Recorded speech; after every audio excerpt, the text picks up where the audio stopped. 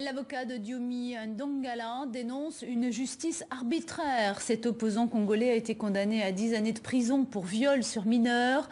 Diomi Ndongala nie les faits qui lui sont reprochés. Bernard Apparis.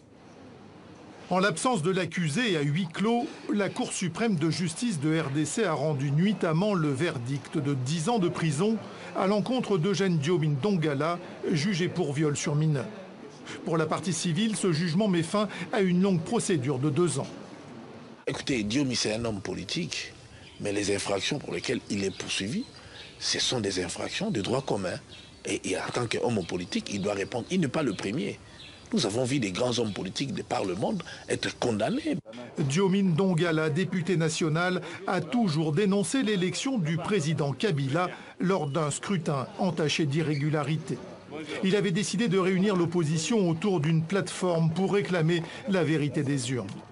Accusé de viol, il est finalement incarcéré en avril 2013 et voit sa santé lentement se détériorer. Ses proches dénoncent une manipulation du pouvoir.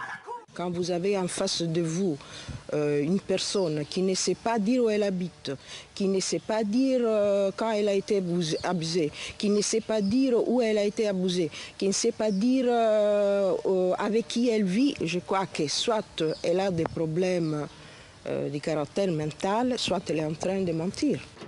Quant à ses avocats, absents de l'audience, ils s'insurgent contre un procès truqué et tronqué.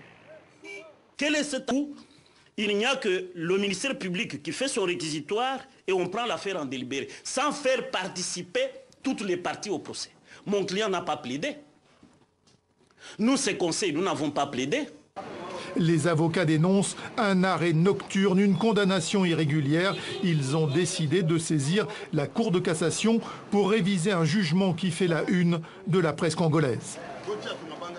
Information Centrafrique, mercredi, le président toujours à propos de ce sommet de Bruxelles. Sachez que le président du Zimbabwe ne fera pas le déplacement. Un boycott sans grande surprise est justifié par le refus de l'Union européenne d'accorder un visa à l'épouse de Robert Mugabe.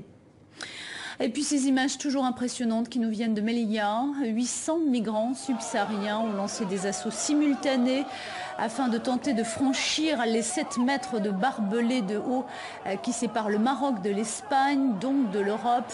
Une dizaine de ces clandestins ont réussi à déjouer la police espagnole.